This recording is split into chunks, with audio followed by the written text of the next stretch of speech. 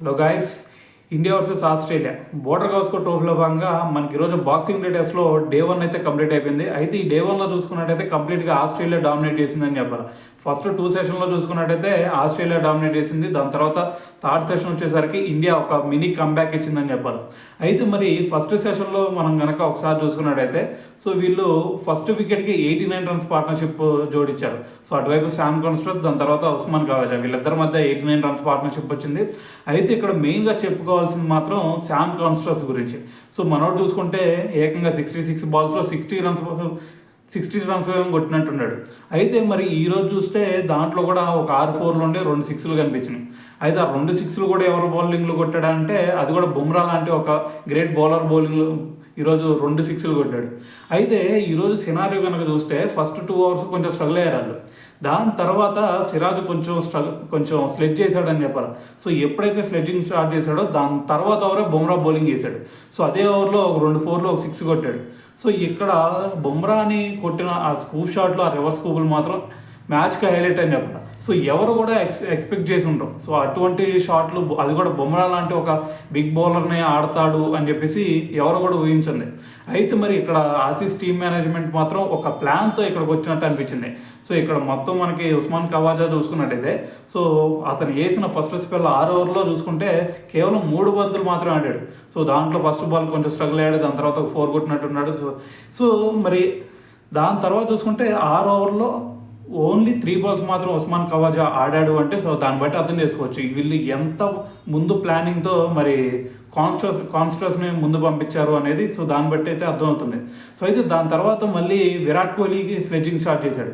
So వీళ్ళిద్దరి మధ్య ఒక మాటల యుద్ధం మొదలైంది. సో దాని తర్వాత ఓవర్ మళ్ళీ బుమ్రానే వేసాడు.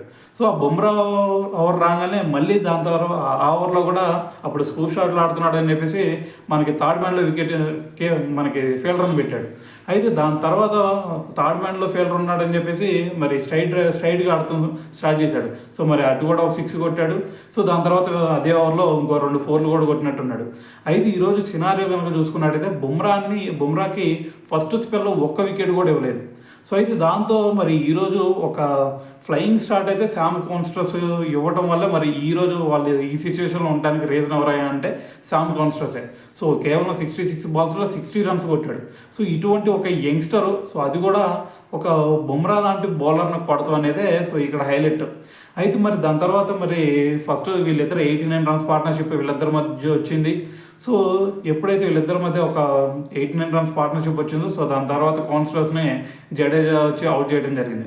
అయితే మరి ఇక్కడ ఫస్ట్ సెషన్లో చూసుకున్నట్టయితే మనం ఆల్రెడీ నిన్న చెప్పుకున్నాం, ఇక్కడ బుమ్రాతో పాటు మనకి ఆకాశ్దీప్ కనుక బౌలింగ్ చేస్తే ఆకాశ్దీప్కి కొంచెం పేస్ ఉండిద్ది. దాని తర్వాత ఇక్కడ కొంచెం బాల్ కూడా మూవ్ అవుతూ ఉండేది కాబట్టి ఫస్ట్ న్యూ బాల్తో కొంచెం ఆకాశ్దీప్ కొంచెం అగ్రెసివ్గా మారే ఛాన్స్ ఉంది అని చెప్పాం. సో అయితే ఈరోజు మరి ఫస్ట్ బుమ్రా అలాగే సిరాజ్ వీళ్ళిద్దరు స్పెల్తో వేశాడు. మనకి రోహిత్ శర్మ ఇదొక బ్యాక్ డ్రాప్ అని చెప్పాలి ఇండియాకి. సో ఎందుకంటే మనకి ఫస్ట్లో బుమ్రాకి అలాగే ఆకాశ్దీప్ మధ్య బాల్ ఇచ్చినట్టయితే సో కొంచెం ఫస్ట్లోనే ఒక వికెట్ అన్న పడేది. సో ఎలాగైతే మనకి సెకండ్ న్యూ బాల్ వచ్చినప్పుడు ఆకాశ్దీప్కి బౌలింగ్ ఇచ్చినప్పుడు అలెక్స్ క్యారీ వికెట్ తీసుకున్నాడు. అదేవిధంగా మనకి ఫస్ట్ స్పెల్లో కూడా న్యూ బాల్ ఉన్నప్పుడు ఆకాశ్దీప్కి అలాగే బుమ్రా మధ్య వేయించినట్టయితే సో ఫస్ట్లో మనకి ఒక వికెట్ అన్న పడేది. సో దీని అంతటికి రీజన్ ఏంటి అంటే మరి ఫస్ట్ ఆకాశ్దీప్కి బౌలింగ్ ఇవ్వకపోవటమే అనేది చెప్పాలి.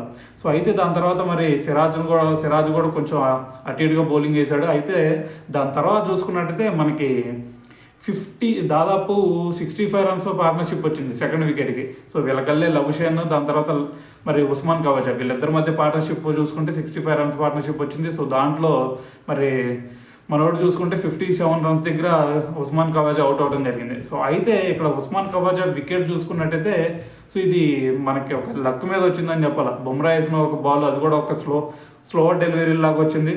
సో దాన్ని కొంచెం మనకి లెగ్ సైడ్ కొడదామనే ఊపిలో కొట్టాడు. సో అది వచ్చేసరికి టాప్ ఎడ్జ్లో బాల్ తగిలి వెళ్ళి కేఎల్ రాహుల్ చేతిలో పడింది. అది కూడా మనకి మిడ్ వికెట్ దగ్గర ఉన్న ఫీల్డర్లో. అయితే మరి అది చూస్తే ఖచ్చితంగా మనకి ఇది ఒక అదృష్టం మీద వచ్చిందని చెప్పాలి ఆ వికెట్ మాత్రం. అయితే దాని తర్వాత మరి ఉస్మాన్ ఖవాజా 57 రన్స్ చేసి అవుట్ అయ్యాడు. సో అయితే ఉస్మాన్ ఖవాజా చూసుకున్నట్టయితే మనకి ఈ సిరీస్లో చూసుకుంటే ఒక్క 50 కూడా కొట్టలేదు. కానీ ఈరోజు మరి ఇటువంటి వికెట్ మీద సో మరి ఈరోజు 57 రన్స్ అయితే చేశాడు. సో దాంతోపాటు ఈ ఇయర్ మొత్తంలో చూసుకున్నా కానీ ఇదే ఫస్ట్ 50 సో ఉస్మాన్ ఖవాజాకి. సో అటువంటి ఒక ఫామ్లో లేని బ్యాట్స్మెన్ కూడా మన బౌలర్స్ ఫామ్లో తీసుకొచ్చారు ఈరోజు. అయితే మరి 57 రన్స్ పార్ట్నర్షిప్ అయింది. 57 కొట్టిన తర్వాత మరి ఉస్మాన్ ఖవాజా ఒక టాప్ ఎడ్జ్ తగిలి దాని తర్వాత మరి అవుట్ అవడం జరిగింది. సో దాని తర్వాత చూసుకుంటే మరి స్టీవ్ స్మిత్కి దాని తర్వాత లబుషేన్కి మధ్య పార్ట్నర్షిప్. సో వీళ్ళిద్దరి మధ్య పార్ట్నర్షిప్ కూడా ఎక్స్ట్రాడినరీ పార్ట్నర్షిప్ అని చెప్పాలి. కేవలం వీళ్ళిద్దరి మధ్య 83 రన్స్ పార్ట్నర్షిప్ వరకు వచ్చింది వీళ్ళిద్దరి మధ్య. అయితే వీళ్ళిద్దరు కూడా మనం ఎప్పటి నుంచో చెప్పుకుంటూ ఉన్నాం. సో వీళ్ళిద్దరు మాత్రం ఆస్ట్రేలియా టీంకి పిల్లర్స్ లాంటి వాళ్ళు టెస్ట్ టీంలో అని చెప్పేసి.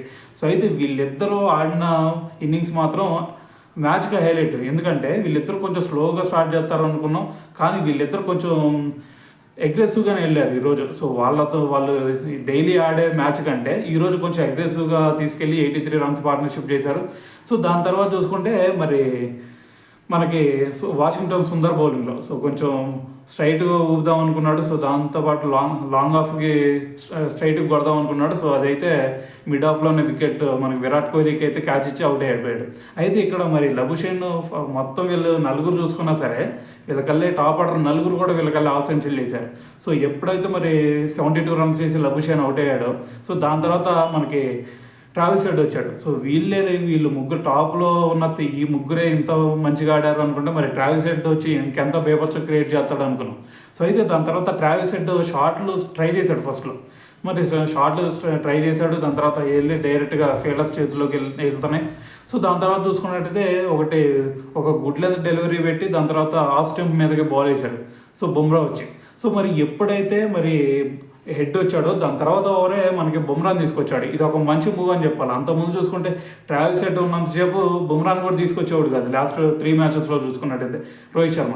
కానీ ఈ రోజు మాత్రం ఆ తప్పును తెలుసుకుని మాత్రం ఖచ్చితంగా ఈరోజు ఒక మంచి మూవ్ చేశాడని చెప్పాలి. సో ఎప్పుడైతే ట్రావిస్ హెడ్ వచ్చాడో సో వెంటనే బుమ్రాని తీసుకొచ్చాడు దాని తర్వాత ఓవర్.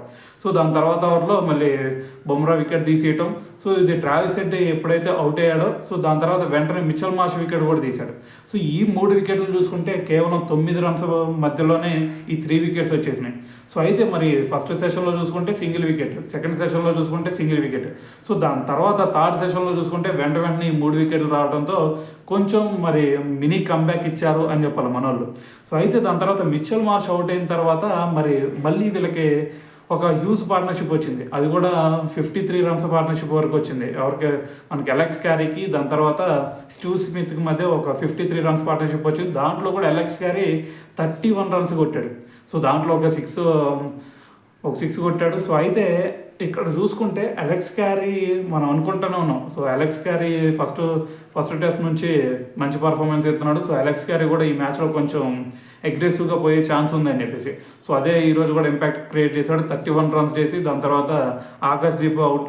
ఎప్పుడైతే న్యూ బాల్ తీసుకున్నారో సో న్యూ బాల్ తీసుకుంటే ఆటోమేటిక్గా వికెట్లు వస్తాయి మనకి. సో అది తెలిసిందే కాబట్టి ఆకాశ్దీప్కి ఫస్ట్ న్యూ బాల్ రాగానే ఆకాశ్దీప్కి బాల్ ఇచ్చాడు రోహిత్ శర్మ. సో వెంటనే మరి అలెక్స్ క్యారీని అవుట్ చేయడం జరిగింది. సో అయితే ఈరోజు సినారియో కనుక మనం కంప్లీట్గా చూసుకున్నట్టయితే ప్రజెంట్ అయితే స్టీవ్ స్మిత్ దాని తర్వాత మరి ప్యాట్ కమిన్స్ వీళ్ళిద్దరైతే మరి గ్రీజ్లో ఉన్నారు. సో దాంతోపాటు మరి స్టీవ్ స్మిత్ చూసుకుంటే 68 రన్స్తో ఉన్నాడు. మరి ప్యాట్ కమిన్స్ చూసుకుంటే 8 రన్స్తో ఉన్నాడు. సో వీళ్ళిద్దరి మధ్య కూడా ఒక మంచి పార్ట్నర్షిప్ బిల్డ్ అవుతుంది. సో అయితే ఏదేమైనా సరే మరి 311 ఫర్ 6 వికెట్స్ అయితే కోల్పోయారు వీళ్ళు. అయితే మరి ఇదేమన్నా మరి మనల్ని ఇంపాక్ట్ చేసిద్దా అంటే అంత ఇంపాక్ట్ అయితే చేయకపోవచ్చు. ఎందుకంటే రేపు మరి సెకండ్ ఇన్నింగ్స్లో కూడా మనం యావరేజ్ స్కోర్ చూసుకున్నా సరే సెకండ్ ఇన్నింగ్స్లో ఇంకా ఫస్ట్ ఇన్నింగ్స్ కంటే యావరేజ్ స్కోర్ సెకండ్ ఇన్నింగ్స్లో ఎక్కువ ఉంది.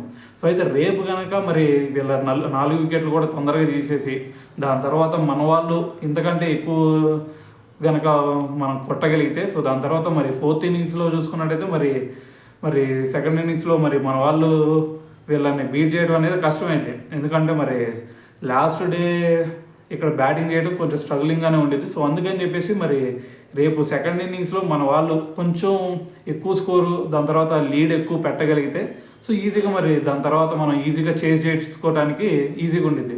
సో అలా కాకుండా రేపు మ్యాచ్ కనుక రేపు వీళ్ళని అవుట్ చేసిన తర్వాత మళ్ళీ మన వాళ్ళు స్ట్రగుల్ అయ్యారంటే సో ఇక్కడ నో డౌట్ ఈ మ్యాచ్ కూడా ఎత్తేసుకోవడం బెటర్.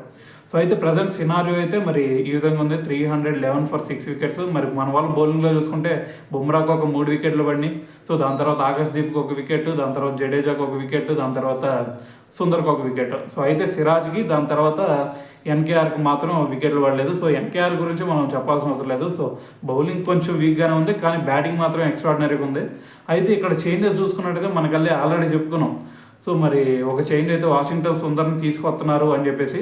సో మరి సుందర్ ప్లేస్లో మరి గిల్ను బయట పంపించేసి సో మరి సుందర్ని అయితే లోపల తీసుకొచ్చారు. కానీ మనకు వచ్చిన రూమర్ ఏంటి అంటే మనకి నితీష్ కుమార్ రెడ్డిని బయటపెట్టి సుందర్ని తీసుకురావాలి అనుకుంటున్నారు అని చెప్పేసి. కానీ అదైతే ఇప్పుడు గిల్ని పక్కన పెట్టి సుందర్ని లోపల తీసుకొచ్చారు. ఎందుకంటే మనకి బౌలింగ్ ఖచ్చితంగా మరి బుమ్రా లాంటి బౌలర్కి కొంచెం మరి రెస్ట్ కావాలంటే ఎన్కేఆర్ ఉండాల్సిందే. సో అందుకని చెప్పేసి ఈ మూవ్ తీసుకున్నట్టున్నారు. సో ఏదేమైనా సరే మరి రేపు కనుక మరి ఇంకొక 350 లోపు కనుక వీళ్ళని ఆల్అౌట్ చేయగలిగితే, సో మరి రేపు మన వాళ్ళు బ్యాటింగ్ చేసి దాని తర్వాత ఒక మంచి లీడ్ కనుక వీళ్ళ ముందు పెట్టగలిగితే, దాని తర్వాత మరి 4th ఇన్నింగ్స్లో మన వాళ్ళు కొంచెం ఈజీగా చేసుకోవడానికి అయితే ఉండేది. సో అలా కాకుండా రేపే కనుక చేతులు ఎత్తేసారంటే చేసేదేం లేదు. సో ఇంకా కంప్లీట్గా మ్యాచ్ వాళ్ళకి ఇచ్చేసే సిచ్యువేషన్ కూడా రావచ్చు. సో అయితే ఈరోజు సినారియో మొత్తం చూసుకుంటే ఇదనమాట. సో అయితే మరి చూద్దాం రేపు డే 2లో ఎలా జరిగిద్ది అనేది.